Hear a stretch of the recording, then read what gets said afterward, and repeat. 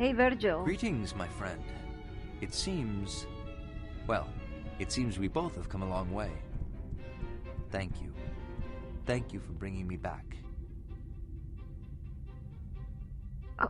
Virgil, what happened here? These men. They were the men who killed my brother, Lawrence. I had come here tonight to confront my past, once and for all. I knew that it would most certainly lead to my own death, but I just couldn't run from it any longer. Can you tell me the story, Virgil, now? Yes, it no longer holds any power over me. Before I met you, before I met Joachim, I was very different. I was a criminal, really. An evil man. There's no other way to say it, and I don't mind admitting it to you now. I lived my life like a dead man. Well, at least in the sense that I used to view such things. I cared very little for anything at all. I lived only from moment to moment. No sense of right or wrong. I stole or lied or even killed with no thought for morality or consequence. And the men I associated with were the same way. Such lives feed upon themselves. My family moved to Caledon when I was younger. Lawrence and I were close in our early years, but the life I chose to lead as I grew older was repulsive to him. We finally had a falling out. At the time, I didn't care. The dead have no family, and remember not their pasts. This place is a place for the walking dead, a place where men gather to feed their darker sides. I knew it well, too well. I spent a lot of time here, time and money. I also gambled with men who make a living doing so, and one night, I lost more money than I had. I was threatened physically when I couldn't pay. But what is pain to dead men? I laughed and bled and spat on them. It was only then that they threatened to kill my brother if I didn't pay. Of course, I thought it was only a threat. And really, in the end, I didn't feel anything about the matter. I'd left all that behind me. Or at least that's what I thought. I can't tell you the pain which tore open my very soul when I found Lawrence, bleeding and broken. Life gone out of him. I cursed myself and the gods and everything else I had forsaken, and I ran. I ran so far and so fast that I don't remember anything until I woke up on the doorstep of the Panari Temple, where Joachim took me in. Yes. And doesn't that seem like so very long ago, Virgil? What? Who are you? I am Elder Joachim. Joachim? Yes, it is I. I must apologize. I have been so busy trying to find out who is trying to kill you and why, that I neglected to consider the fact that you might need my help in other matters. But you are alive, and so I rejoice. I love his accent. How did you know where to find us? I'd heard that Virgil was back in Caledon, alone. I feared the worst, as I knew a little more about his past than you did. I've been searching for him for the past week, and only now did I find him. You've changed much, young Virgil. Yes, Joachim, and I have seen much, but I still remember the lessons you taught me. They have brought me through all of this, even through death itself. I knew from the moment I saw you that you were special somehow, that you were meant for more than the life you left behind. And I see that I was right. The Living One could not have chosen a better companion. You will be a powerful ally in the battle to come. What have you been doing, Joachim? Where were you? Well, since I left Stillwater, I've been trying to find out if the prophecies say any more about what it is you're supposed to be doing. Unless I've missed something, Aronnax hasn't yet returned. What have you found out? Well, we found out a lot. Ah, that is quite a tale. You've done very well, and I think your journey is approaching the end. I think we hope so. Are you coming with us, Joachim? No. I think that you are in capable hands.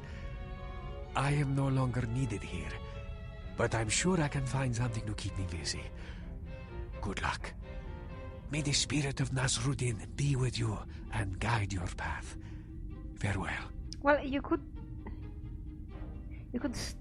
take us to the Panari Temple maybe, and we could have a discussion all together, but yeah. Farewell to you. Virgil, you were saying? I was just saying that I came here tonight to face my past, and to avenge my brother whom I betrayed. These men were the men who killed him. I knew that I wouldn't survive, but the weight of his death, and my cowardice, were too much to bear any longer. And here you found me. Can I ask you something about it, Virgil? Yes, of course.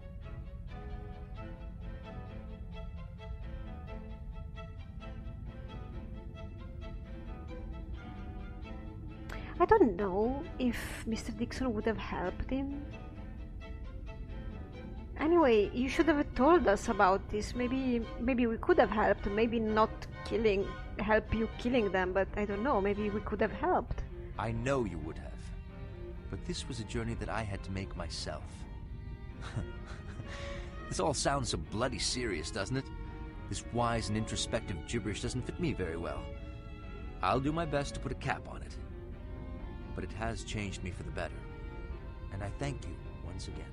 Yes, of course. What about death, Virgil? Tell me of it.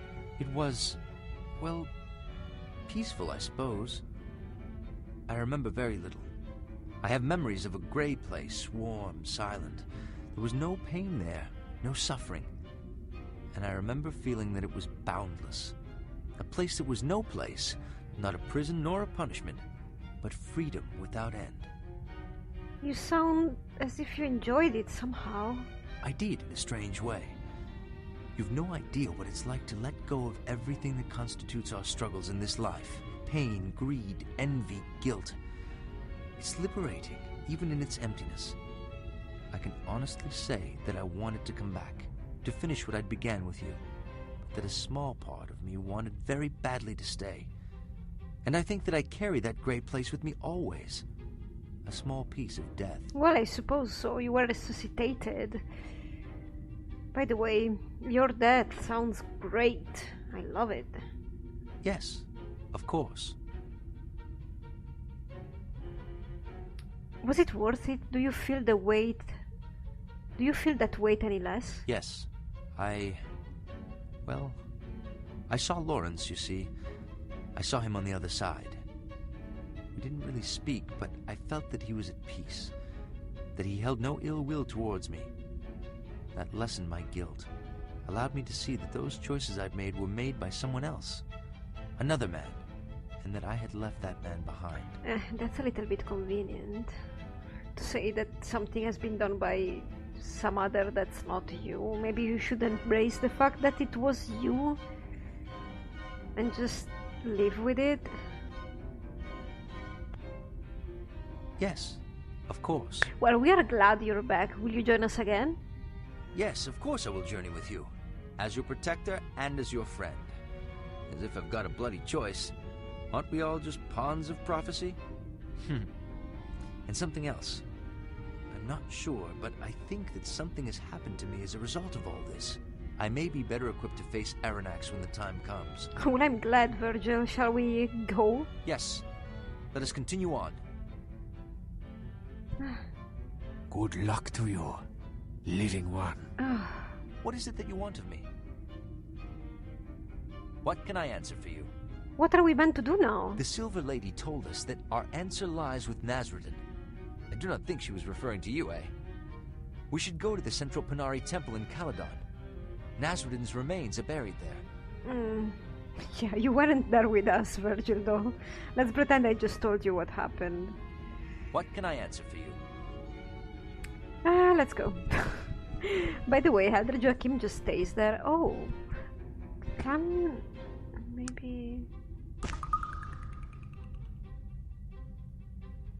Maybe we could sell this stuff. Ooh, fancy pistol. Maybe not. Maybe we're just dragging stuff around that we don't use.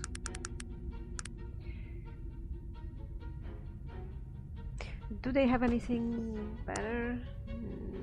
Is this magical? No. It's just a standard weapon. Dog, you need to move. Ooh, balanced sword. Alright, let's move on. Bye, Joachim. Alright. He's staying down there for reasons.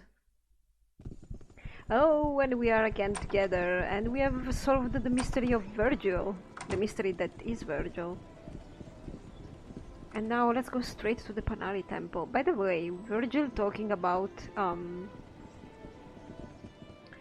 the fact that Nasruddin is buried down there, down the Panari Temple. I suppose we found already his tomb while we were roaming the sewers. So let's see. Wait! Do you see that man? The one at the front of the temple? Yes, who's that? That's Alexander, first acolyte of the Panari Church. I never thought I'd actually lay eyes on him. I see you're still a fanatic, Virgil. So what about him? The man's a living legend. Joachim used to tell me stories about him. Not a nobler soul in all of Arcanum, it said. And he's a skilled warrior as well. Not the sort you want to tangle with. Great. Sounds like the person you want to talk to about Nasruddin, first acolyte and everything.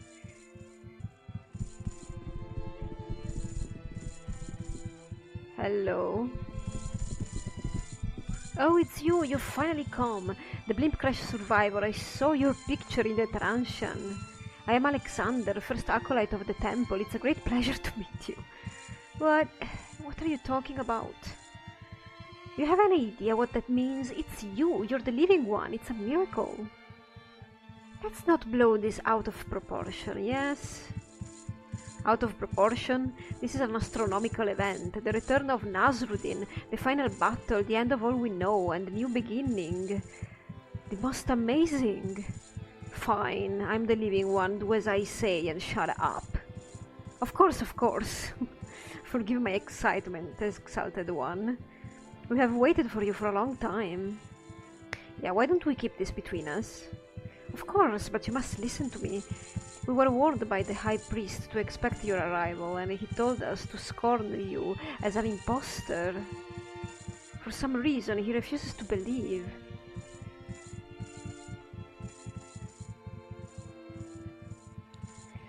I can understand his position. The whole thing is a bit odd, don't you think? There are times when all of us find it difficult to follow the path chosen for us. In the end, does it really matter if you were or you weren't? You seem intent on discovering what has happened, and already you and Aronax have crossed paths. If you thwart his plan, you will have played the role of the living one. Is there any difference in the end? I suppose not. I just wish people would stop trying to kill me. I suppose they have now that we talked with the Molochian hand. I'm not worried that you've come this far. Regardless of what you think, I feel the fate has chosen a worthy champion. Now, how can I be of further service? Yes, what can I expect from people around here? You should be very careful about who you reveal yourself to. If you speak with Hadrian, the archaeologist, you may not want to tell him. He's a great man of faith, but he's old. Belief in you will come slowly. Gunther Wilhelm is a brilliant man and open to new ideas. I believe he will accept you immediately.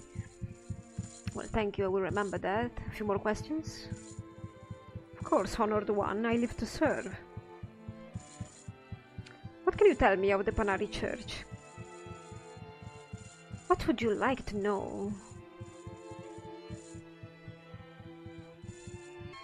The Panari and their beliefs are centered around the life and the teachings of Nasruddin. Throughout his life and in the years since his passing, there has been much written about him by those who knew him, as well as by learned men who have studied his life.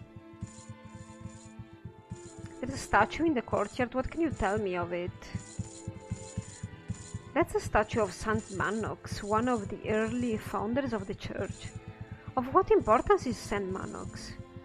Saint Manox was a very, very holy man. There are many miracles attributed to him, and most of them are well documented. There is a talisman associated with him at the offices of archaeology, if you're interested in that sort of thing.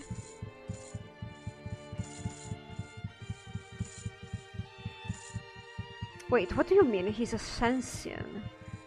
Legend tells that Saint Mannox was visited by the spirit of Nasruddin himself, and that Nasruddin found him so holy that he took his body directly from this plane of existence to the next.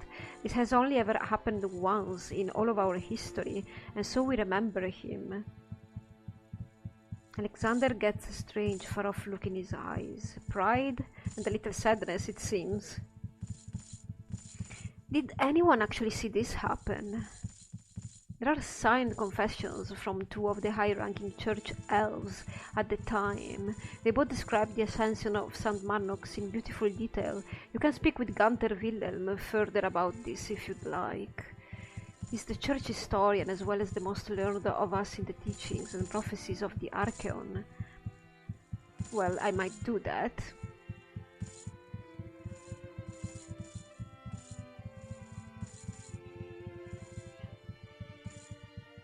How was the church started? The church was started right after the death of Nasruddin. You see, Nasruddin is seen as our savior. He defended Arcanum against the madness of Aronnax, and through his courage and wisdom brought a new and enlightened age. Had he been unsuccessful, all those races not elven would now be slaves. And who began the church? Many of the early church records were destroyed, but those that still survive indicate that the Panari Church was started by the elves and they were later joined by the humans. We are an open congregation, we welcome all into our membership. After all, Nasruddin defended us all. In his battle with Aronnax, we will be no different than he.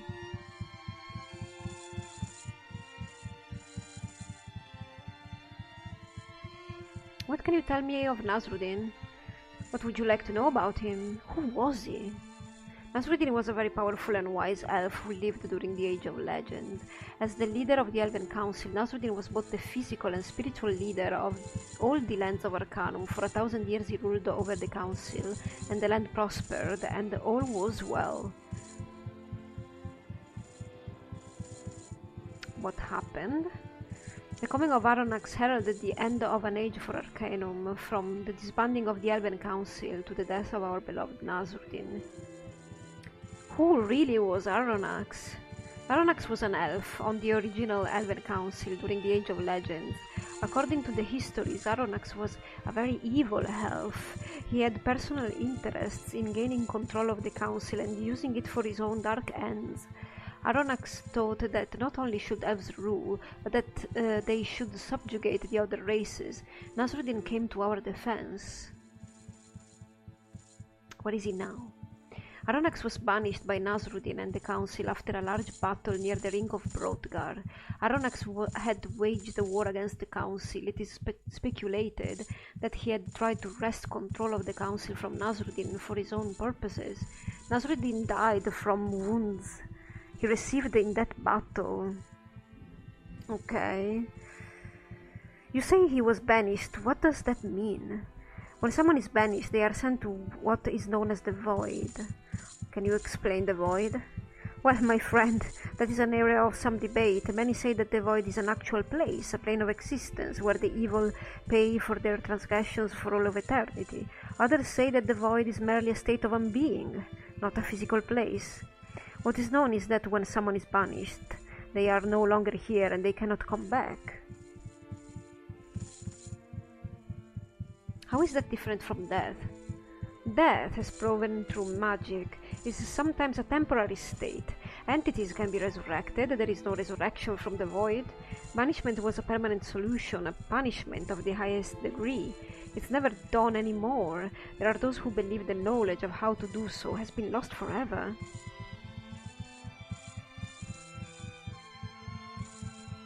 We know that many other people have been banished.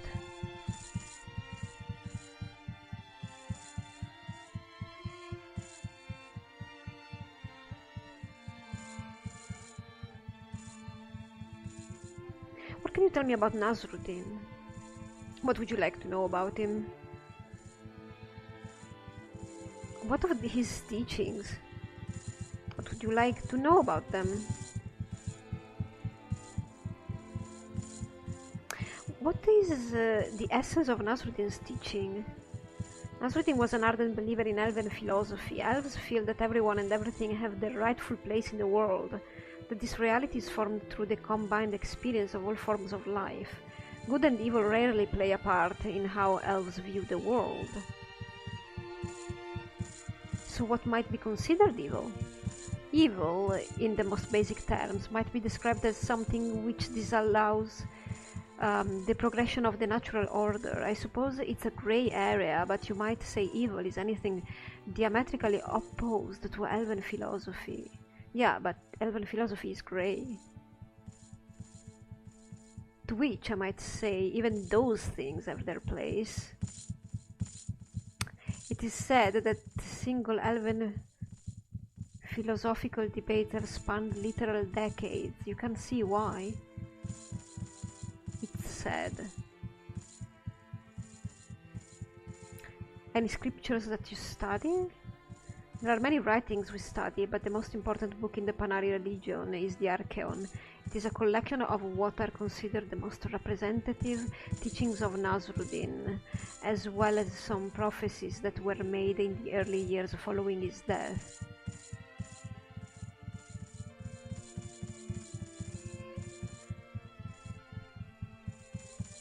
What are some of his prophecies? There are many prophecies. The most heavily debated are those concerning the return of both Arronax and Nasruddin. Huh. So he's returning? I mean, yeah, it's my prophecy, but... I mean, talking to Nasruddin means that I have to talk to myself, Silver Lady? Does that make any sense? What do your prophecies say then? The return of the living one, and I quote, Nasruddin's pure spirit will be reborn on wings of fire in hills shrouded in fog, and fight the final battle with the evil one. You see, the return of Nasruddin, who we will call the living one, will be a time of rejoicing, but also a time of darkness, as it heralds also the return of Arronax, the evil one.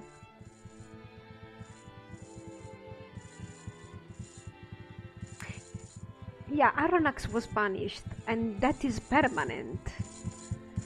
That is a subject of debate. Some believe that the return of Arronax, and Nasruddin for that matter, will be accomplished through reincarnation, the rebirth of their spirits, not their physical forms. Others believe that the whole affair is merely symbolic, and representative of the conflict we are seeing today between magic and technology. Ooh, interesting. What do you believe, Alexander? Call me archaic, but I am a firm believer in a literal translation of the scriptures.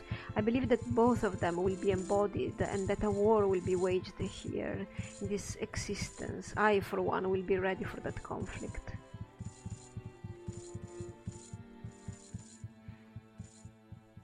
Where is he now? Where is Nasruddin then? Nasruddin has been dead for more than 2000 years. I know. How did he die? Nasruddin died after he and the council banished Arronax at the Ring of Brodgar. Nasruddin was wounded mortally in the battle which preceded the banishment and died not long after. Where did he die? According to the Arcanum, Nasruddin travelled to the southernmost tip of the land, and there laid himself to rest. That is why we are here. This temple is built over his remains. Indeed, where might I find these remains? The remains of Nasruddin are just below us, in the lower catacombs. There is a stairway through the doors behind me. It leads down to the burial chamber and the sarcophagus in which he is encased. Unfortunately, only church elders and pilgrims are allowed to see the remains. Oh, really? I think I did see them. I think we did see them.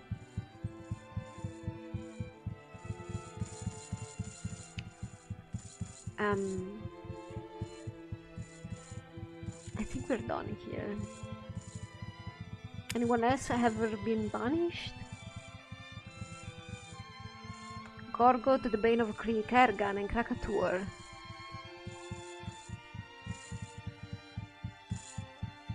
Tell me of Kergan. Oh no, tell me of Kergan. Kergan was the very first mage to ever delve into the darker side of necromancy. The Elven Council, when they found out what he was doing, demanded that he cease his studies. He refused and they banished him. We read his journal. Krakatur. Krakatur was a conniving, twisted monster, half man and half dragon, who terrorized cities and villages, killing their inhabitants and burning them to the ground with the strength of a dragon, but the dark heart of a basest man. He was evil beyond comparison. After a colossal battle, he was subdued and banished. In the struggle, he lost an eye, which is on display in the offices of archaeology, if you're interested. Gorgot. Gorgot was a mindless beast with an insatiable appetite. He cut a swath of destruction from one end of Arcanum to the other, laying waste to everything in his desperate hunt for food. He was finally captured by the Council after a struggle which lasted for days, and with no other alternative, it was decided that he be banished from Arcanum. The Bane of Kree. Bane of Kree was a nomad warrior who was able to gather together nearly all the ancient nomadic tribes and create a vicious army out of them. When his army descended on the city of Kree, he mercilessly killed every man, woman and child that lived there. Nasruddin was forced to confront him and banish him single-handedly.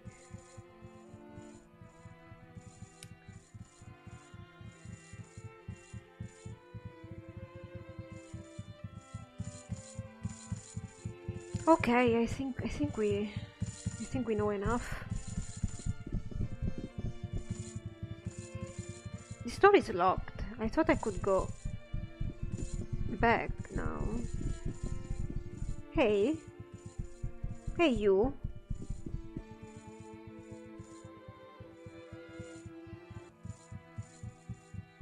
Who else could I speak to concerning Panari history? There are many scholars here in the first temple of the Panari. The two most learned are Hadrian, the church archaeologist, and Gunther Wilhelm, the church historian. Both are well versed in Panari history and have detailed information concerning their specific disciplines. So where are they, Alexander? Each of them have offices just through the doors behind me. When we're finished speaking, I will open the doors for you. Well, thank you, Alexander. Bye, Alexander. Auf Wiedersehen.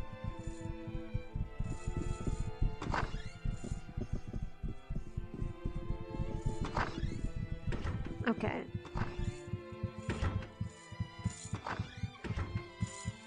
This one first. Who are you? Hello. Blessed be. Who are you? The thin man in front of you is very properly dressed. Instead of robes, he wears a finely made suit. A pair of thin gold spectacles lie across his nose. His features are delicate, but his eyes belie strength of body and character, as well as harboring a fierce intelligence. He regards you intensely. You might. I am Wilhelm, Gunther Wilhelm. A pleasure, sir. What exactly do you do here? I'm the church historian. I have a variety of responsibilities here, from translations to document restorations, as well as authentication of any literary finds. If it's written and it has to do with the Panari, it's my job to know about it. Does that answer your question? Indeed, yes, and very well. Might I ask you for a few more questions? What do you like to know?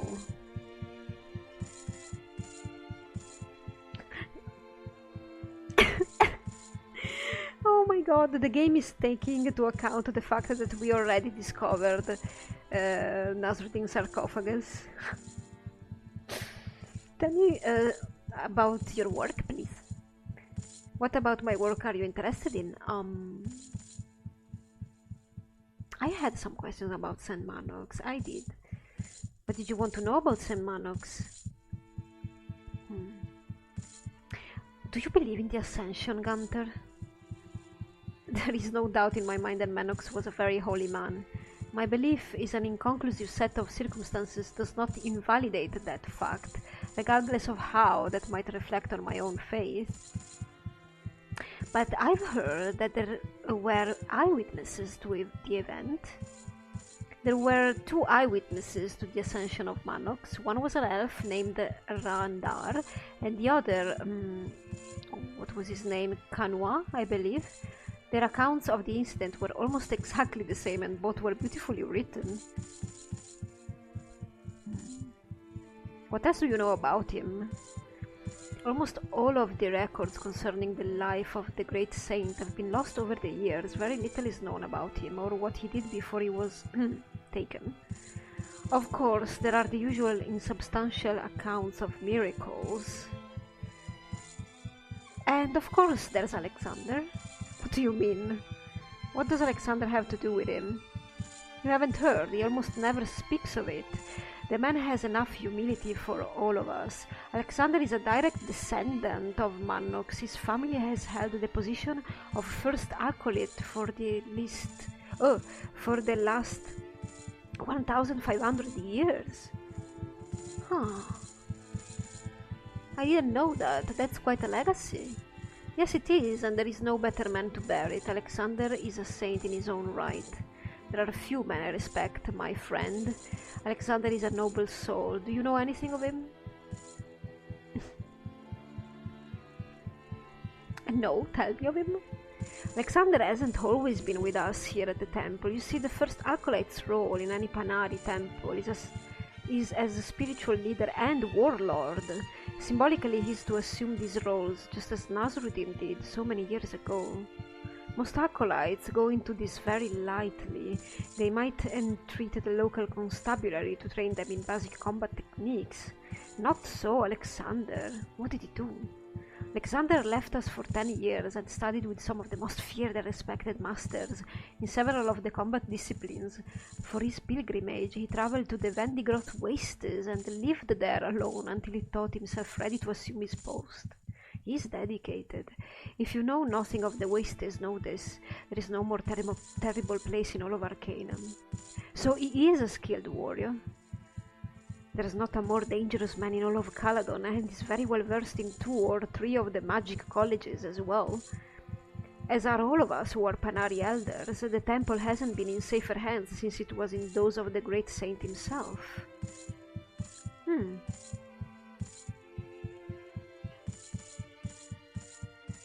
Let's speak of the eyewitnesses to his ascension. Okay, you don't have anything more to say about them.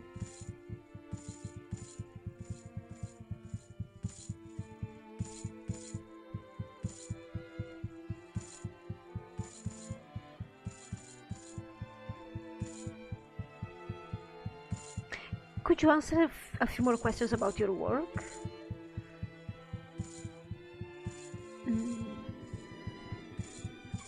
I had some questions about the remains of Nasruddin. What would you like to know about them? What do you know about them? Me?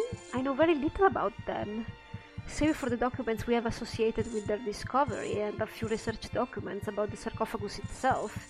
Adrian, the archaeologist, would have more information about the specifics.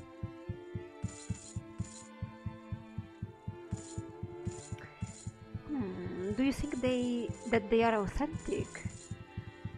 To tell you the truth, I really don't know. I've done a lot of research into the engravings on the sarcophagus. Everything seems to be in order. It just seems to me that it's all very convenient. I mean, who buried him? We have no records of that. There's no doubt that an elf of his stature would have been given an elaborate burial, but who did it? We don't know. Do the church records say who discovered them? Yes, let me see. Ah, here we are. The elf's name was Kanua. Wasn't the person who witnessed the ascension named Kanhua? Why, yes, it's at least the same name. Let me look at the years. The discovery of the remains happened within a few years of the ascensions of San Manox. I never realized that, but you're correct. That very well might have been the same person.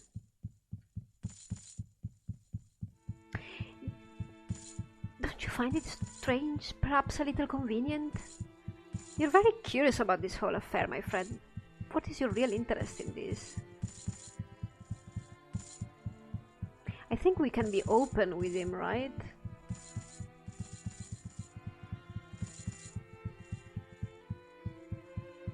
It's a long tale. I see. You're telling me that you are the sole survivor of the EIFS Zephyr's blimp crash? Yep.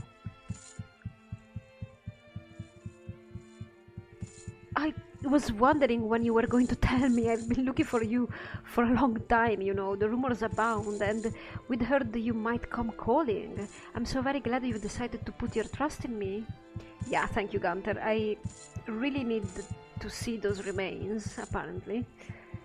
Listen, my friend, not everyone here is sympathetic to your cause. Hadrian, the archaeologist, is the one who you need to speak with, but be very careful. He's an old and loyal friend, but belief in you will come slowly for him. He will be the best source of information regarding the remains, and how you might see them. But tread lightly, subterfuge might be necessary. Okay, thank you. No, thank you, my friend. Return here when you've seen the remains and tell me what you find. I may be able to help you once you know what is you're looking for. Okay, so maybe we just need to go to him. I suppose this is Hadrian, right?